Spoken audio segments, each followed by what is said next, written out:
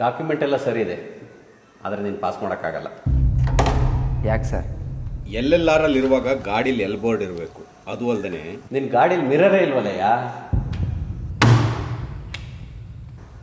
6 ತಿಂಗಳು ಬಿಟ್ಟು ಮತ್ತೆ ಎಲ್ಲೆಲ್ಲರಿಗೂ ಅಪ್ಲೈ ಮಾಡು, ಆಮೇಲೆ ನೋಡೋಣ.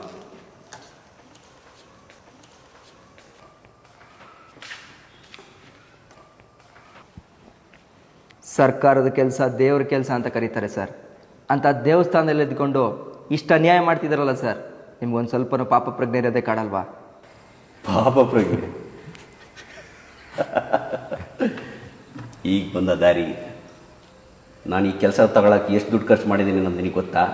ಇಲ್ಲಿ ಫ್ರೀಯಾಗಿ ವಿಷನೂ ಸಿಗಲ್ಲ. ಸಾರ್ವಜನಿಕರ ಸೇವೆ ಮಾಡೋ ಕೆಲಸ ಸರ್ ಇದು. ಆದರೆ ನೀವುಗಳೆಲ್ಲ ಸೇರಿಕೊಂಡು ತಲೆ ಹಿಡ್ಕರ್ ಕೆಲಸ ಮಾಡ್ತಾ ಇದ್ದೀರಾ ಸರ್.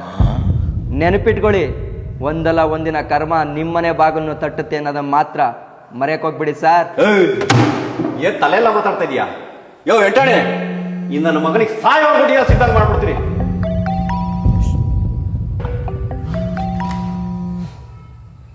ಹಲೋ, ಎಲ್ಲಿ?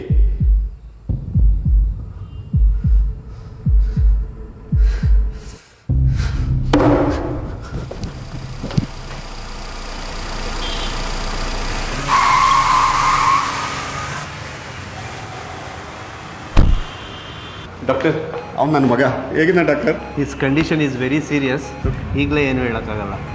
ಡಾಕ್ಟರ್, ದುಡ್ಡು ಎಷ್ಟು ಬೇಕಾದ್ರೂ ಖರ್ಚಾಗಲಿ, ನಾನು ಕೊಡ್ತೀನಿ. ನಿಮ್ಮ ದುಡ್ಡಿಂದ ಈಗ ಏನು ಮಾಡೋಕ್ಕಾಗಲ್ಲ ರೀ. ನೀವು ಮಾಡಿರೋ ಪುಣ್ಯದ ಕೆಲಸ ನಿಮ್ಮ ಮಗನ ಕಾಪಾಡಬೇಕಷ್ಟೇ. ಡಾಕ್ಟರ್,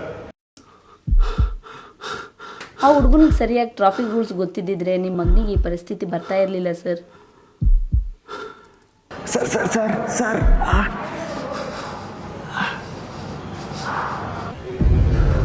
ರೈಟ್ ಇದೆ ಅಂದಮೇಲೆ ಲೆಫ್ಟ್ ಇದೆ ಅಲ್ವಾ ಸರ್?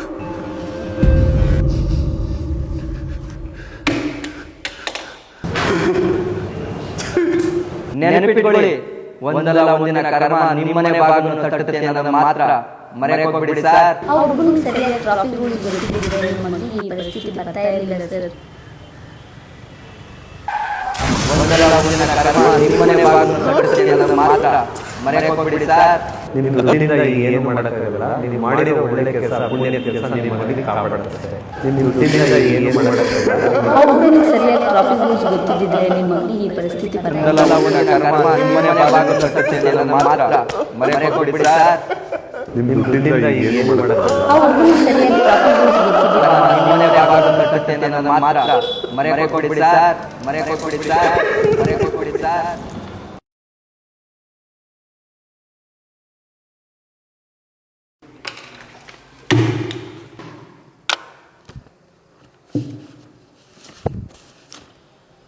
ಸರ್,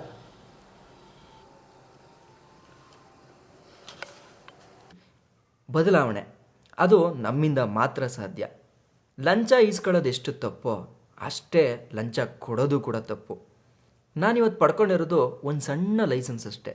ಆದರೆ ಅದನ್ನು ಲಂಚ ಕೊಡದೆ ಭ್ರಷ್ಟಾಚಾರದ ವಿರುದ್ಧ ಹೋರಾಡಿ ಪಡ್ಕೊಂಡಿದ್ದೀನಿ ಅನ್ನೋ ಗರ್ವದ ಜೊತೆಗೆ ದೇಶಕ್ಕೆ ಒಂದು ಸೇವೆ ಮಾಡಿದ್ದೀನಿ ಅನ್ನೋಷ್ಟು ತೃಪ್ತಿ ನನಗೆ ಸಿಗ್ತಾ ಇದೆ. ನಾಳೆ ಇಂಥ ಸನ್ನಿವೇಶಗಳು ನಿಮ್ಮ ಜೀವನದಲ್ಲೂ ಕೂಡ ಬರ್ಬೋದು. ಹೆದರಬೇಡಿ, ಅದು ನಿಮಗೆ ದೇಶ ಸೇವೆ ಮಾಡೋಕ್ಕೆ ಸಿಗೋ ಒಂದು ಅವಕಾಶ.